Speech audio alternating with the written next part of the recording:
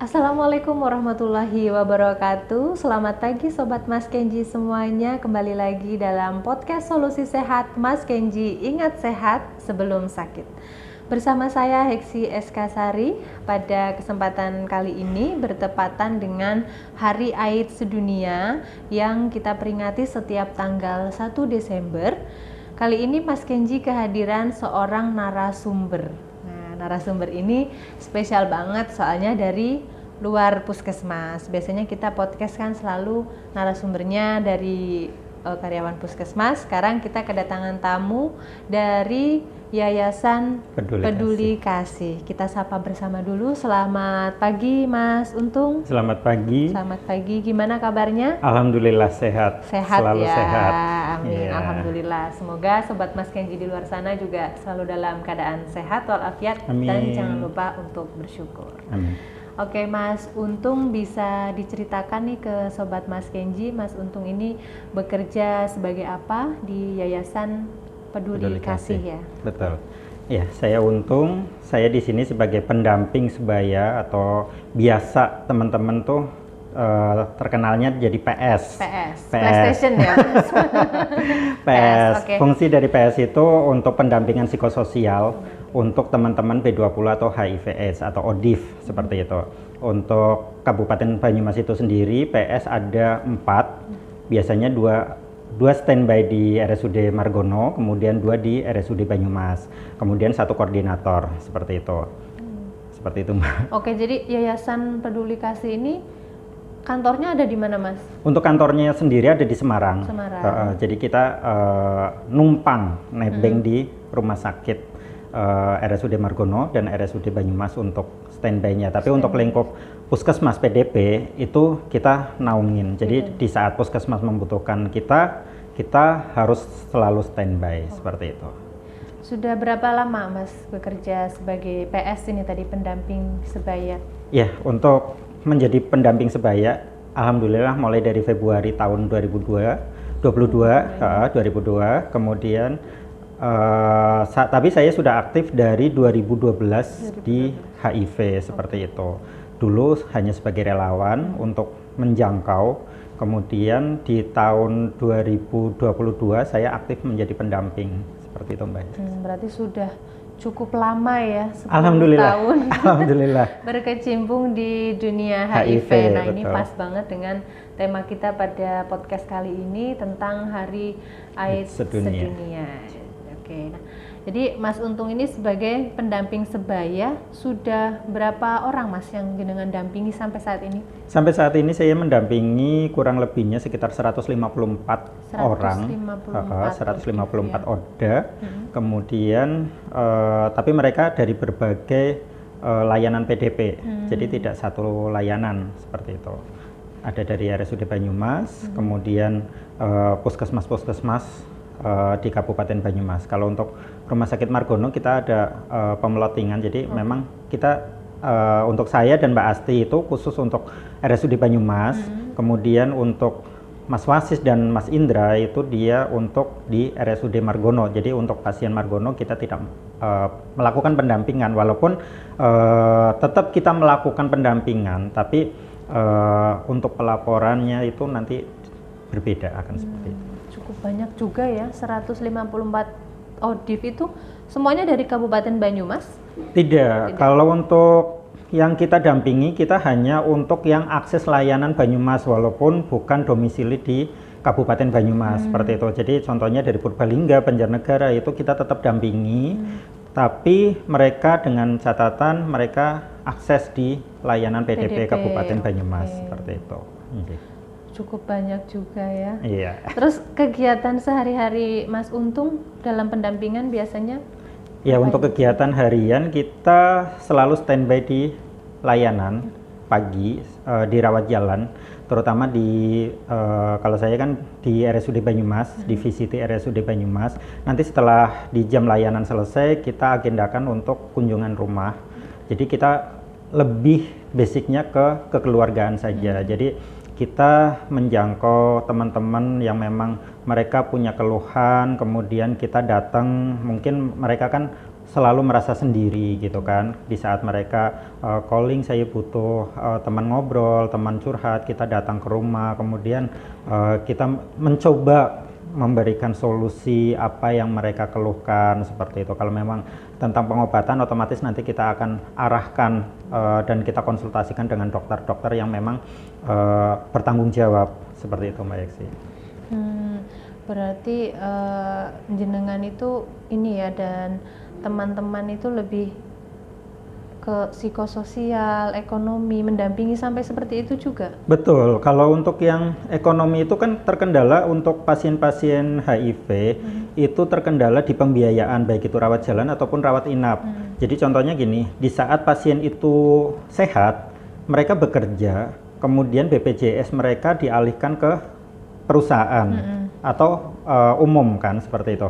Nah, di saat mereka sakit, itu mereka tidak bekerja dan BPJS-nya tidak dibayarkan, jadinya ada tunggakan atau non-aktif.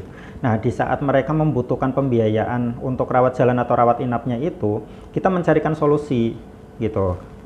Apakah kita menjembatani lah, intinya seperti itu. Biar gimana caranya si pasien ini tetap menjalani pengobatan seperti itu, yang tidak merasa keberatan di pembiayaan, ataupun ya kita gimana lah caranya untuk tetap mereka akses ARV atau pengobatan seperti itu sih, Mbak. Wah, saya sudah bisa membaca nih peran kegiatan Mas Untung ini sungguh sangat luar biasa ya Sobat Mas Kenji ya. Apalagi dengan jumlah ODIF yang didampingi cukup banyak, berarti Mas Untung dan teman-teman ini bisa jadi dokter di layanan PDP ya, bahkan mereka harus tahu kemudian sosial ekonominya bagaimana ya, karena dari 154 pasien ini tentu saja kondisi latar belakang sosial ekonominya berbeda-beda ya. Betul, dan karakter yang berbeda karakter juga. Yang berbeda. Betul. Nah, ini menarik nih. Pernah ada pengalaman yang unik nggak, yang nggak bisa terlupakan ketika mendampingi gitu? Iya, untuk yang pertama kali saya masuk jadi pendamping, itu saya menangani pasien anak yang memang dia lost follow up, karena anak ini dia hidup dengan mbahnya. Dia anak perempuan umur 10 tahun. Jadi mungkin karena mbahnya tidak mengetahui status anak tersebut seperti itu, jadi pengobatannya terputus. Dan di saat memang dia ngedrop, kita dapat laporan dari rawat inap, kemudian kita telusur dan ternyata memang dia pernah akses pengobatan di rumah sakit tersebut seperti itu. Tapi kondisinya sudah terlalu parah ya. Kemudian mereka si anak ini juga terkendala dengan pembiayaan. Jadi kita berusaha untuk mencari pembiayaan itu dari dompet duafa, kita ke Lazismo, dan dari KPAD itu sendiri kita mencoba mencari solusi seperti itu. Setelah kita dapat pembiayaan juga dan sudah penanganan tentunya di rumah sakit RSUD ataupun di RSU Margono gitu kan, terus ternyata memang kondisinya sudah sangat fatal gitu, dan akhirnya memang meninggal seperti itu. Gitu. Ya. Iya, dan itu yang pertama. Yang kedua yang memang buat pelajaran saya juga, ada kasus yang memang dia memang tidak diterima oleh keluarganya. Jadi di saat dia memang ngedrop, kemudian ditemukan waktu itu di Puskesmas Tambak 1, kemudian kita bantu untuk mengakseskan, kemudian setelah kendalanya pasti sama di pembiayaan, kemudian setelah BPJS-nya kita urus dan aktif, kita rujuk ke RSUD, kemudian penanganan, dan ternyata memang tetap di saat pasien itu sudah diperbolehkan pulang karena memang keluarganya tidak menerima, kita mencarikan solusi apakah ke rumah singgah atau apa, dan di saat kita mencarikan solusi tersebut ternyata pasiennya itu menyerah dan akhirnya juga meninggal. Dan di saat mau kita kirim jenazahnya mau kemana itu pun keluarganya memang sempat menolak gitu. Nah, di situ kita turun untuk negosiasi, kemudian mereka menerima dengan catatan dari rumah sakit itu langsung ke pemakaman seperti tanpa itu. Pulang ke rumah. Tanpa pulang ke rumah, betul. Jadi stigma untuk teman-teman B20 memang sampai saat ini tetap masih ada gitu. Makanya dan menjadi PR yang luar biasa, betul ya. menjadi PR luar biasa untuk kita teman-teman, kemudian juga untuk teman-teman B20 juga diusahakan itu untuk tetap ARV biar sehat, dan di saat sehat itu membuka status ke keluarganya gitu. Jadi mengurangilah sedikit stigma HIV itu menakutkan seperti itu. Berarti yang penting justru malah stigma dari diri sendiri ya, betul, dari sendiri. Karena memang walaupun teman-teman mungkin mereka melakukan faktor resiko di sebelumnya, kemudian mereka terkena HIV, itu mereka memang masih kurang yakin, kebanyakan kurang yakin, dan akhirnya merasa putus asa, kemudian terlalu difikirkan, tingkat stres tinggi, dan akhirnya ngedrop. Di situ yang memang itu sebenarnya sudah masuk ke stigma di diri sendiri, apalagi kalau memang sudah kondisi ngedrop, otomatis keluarga mengetahui dari pihak kesehatan dan muncul di stigma lingkungan keluarga dan merambat ke stigma lingkungan, seperti itu sih Mbak. Ini juga peran Mas Untung dan teman-teman ini ya. Peran kita semua sebenarnya, ya, betul. peran kita jadi, semua. Layanan PDP tanpa adanya Mas Untung dan teman-teman itu juga ya tidak bisa maksimal ya Mas, betul, ya. Jadi betul. kita, nah ini hari ini tujuan Mas Untung datang ke sini juga ingin menebarkan informasi ya Mas ya, bahwa ada pendamping sebaya, betul. Dan teman-teman Audif di luar sana jangan merasa sendiri lah intinya gitu. Tetap semangat, tetap walaupun sudah sehat itu tetap harus patuh dan disiplin untuk pengobatan seperti itu. Karena untuk ODAFID sendiri kita kan punya target ya, dalam artian CD4 naik dengan kasus viral load yang undetect. Itu untuk kunci keberhasilan pengobatan gitu. Jadi diusahakan juga selalu untuk akses pengobatan itu sendiri ke layanan, jangan diambilkan kecuali dengan kondisi yang memang urgent, seperti itu sih. Baik. Jadi bisa diperiksa juga ya oleh tenaga kesehatan, kondisinya, terpantau fisiknya, karena fisik itu kan nggak bisa terlihat ya. Betul. Kalau pasien di rumah yang mengambilkan keluarganya, ya kan nggak tahu kesehatannya seperti apa. Iya. Oke. Kalau dari Mas Untung, kendala pribadi apa nih Mas selama datang ke rumah pasien misalkan? Pernah nyasar nggak? Atau karena kan nggak cuma di Banyumas ya Mas, betul. sampai ke Purbalingga bahkan. Kalau untuk kendala kita mencari alamat, kita kan sebelumnya berjejaring dulu, dalam artian kita kontak dengan si pasien, kita akan kunjungan seperti itu. Jadi mereka share lokasi ataupun mereka menginfokan alamatnya. Yang paling kita sulit itu di saat pasien lost follow up. Nah, kita dapat data dari layanan untuk menjangkau mereka, kemudian ternyata data yang ada di layanan itu berbeda dengan aslinya, seperti itu. Ternyata kita jangkau, datang ke rumah, bukan orang rumahnya itu dan bukan rumahnya gitu. Ada ya seperti itu? Banyak, karena pasien-pasien lama itu kan kebanyakan kalau dulu itu bukan menggunakan NIK ya, gitu. Jadi bisa dengan nama samaran, kemudian alamat ya hanya alamat seperti itu aja. Jadi kita kesulitannya untuk lost follow up itu di data-data yang lama sih sebenarnya gitu.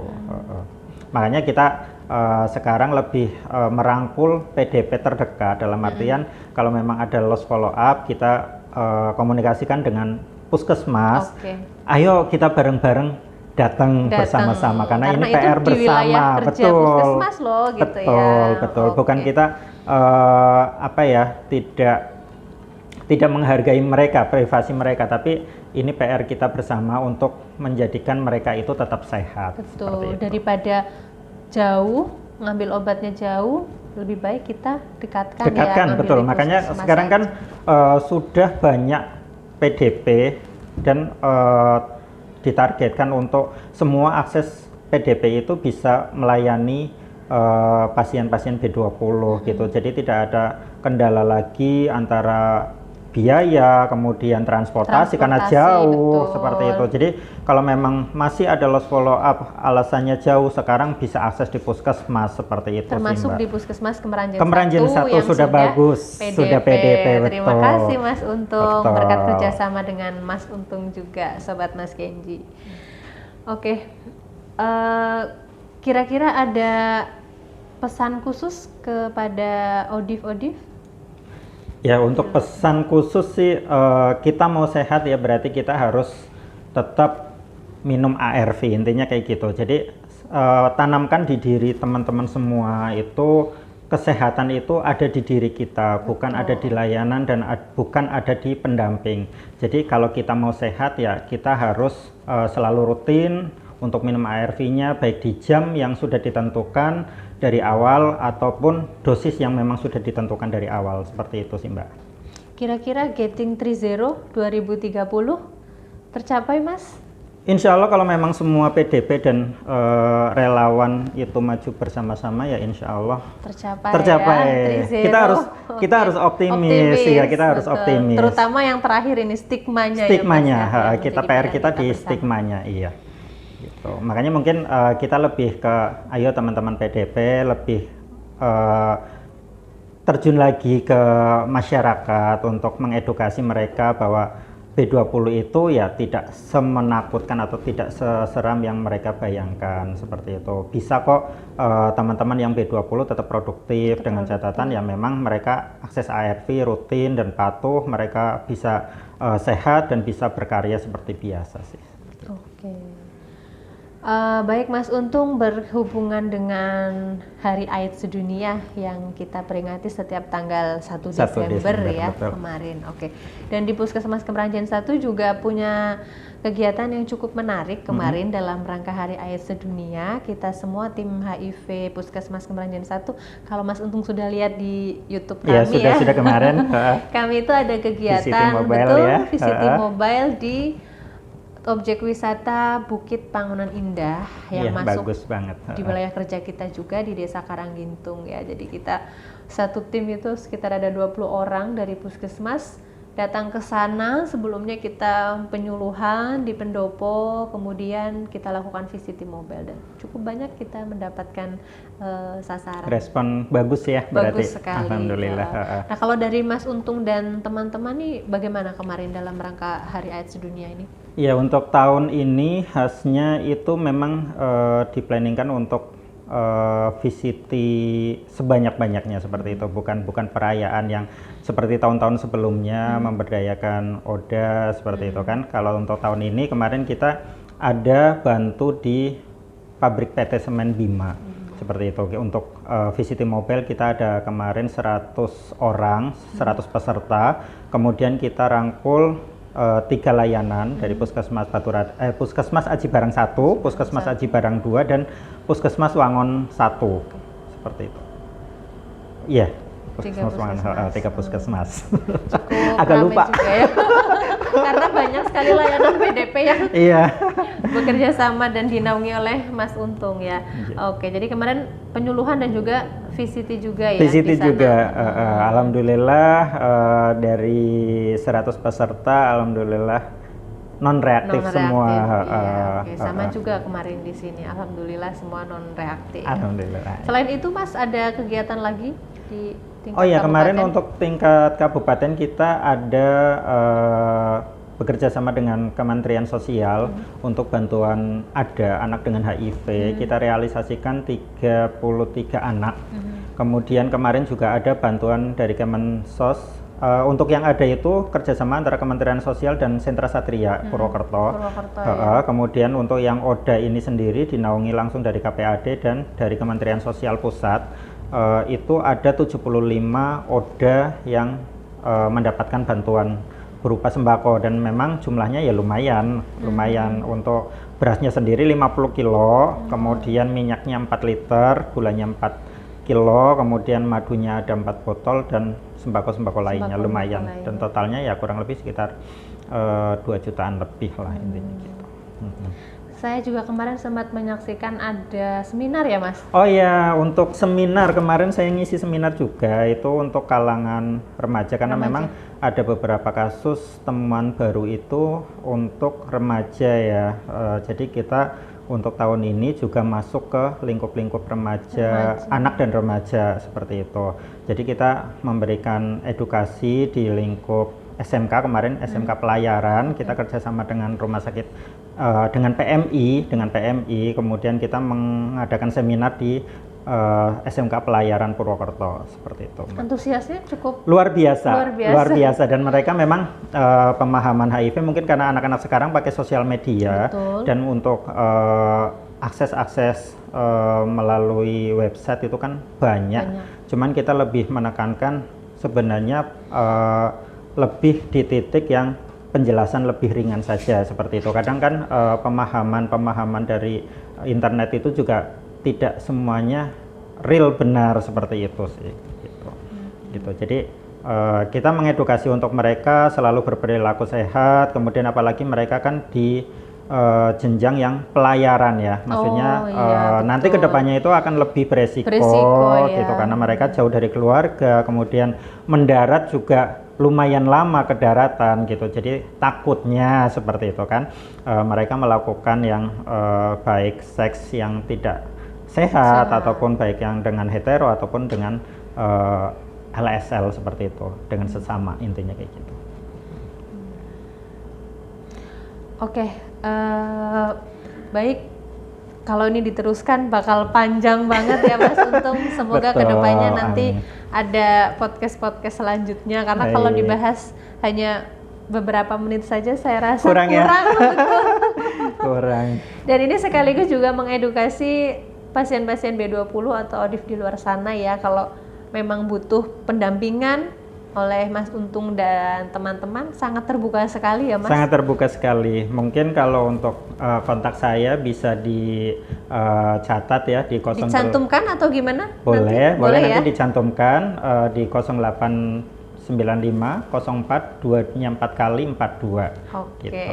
Nanti bisa via WA ataupun telepon. Nanti kalau memang bisa dikondisikan untuk kita ketemu, nanti kita ketemu. Siap-siap Mas Untung, nanti fansnya langsung ini banyak ya. Oke, sekali lagi terima kasih banyak Mas Untung. Semoga sehat selalu dan lancar ya dalam menjalankan tugas dan tetap kerjasama yang baik ya Mas. Karena kita juga layanan PDP sangat membutuhkan sekali peran dari Mas Untung dan teman-teman. Oh iya, boleh nambah satu lagi Mbak? Boleh. Untuk teman-teman yang untuk akses Puskesmas Kemeranjen, Kemeranjen 1 khususnya itu udah PDP, jadi kita mengantisipasi untuk lebih jauh. Toh sama aja, kalau untuk rujukan BPJS juga tetap harus ke Puskesmas. Mungkin untuk yang teman-teman sudah akses di rumah sakit RSUD Banyumas atau Margono dan kondisinya sudah stabil, mau pindah ke Puskesmas Kemeranjen sudah siap. Bisa. Petugasnya sudah oke, sudah obatnya juga sudah siap ready seperti itu Mbak. Oke, daripada jauh ya Mas ya. Kalau memang kondisinya stabil begitu ya, mending kesini saja.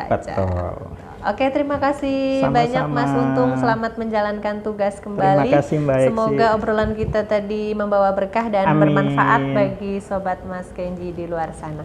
Sampai jumpa lagi di podcast Solusi Sehat Mas Kenji berikutnya. Ingat sehat sebelum sakit. Wassalamualaikum warahmatullahi wabarakatuh. Waalaikumsalam warahmatullahi wabarakatuh.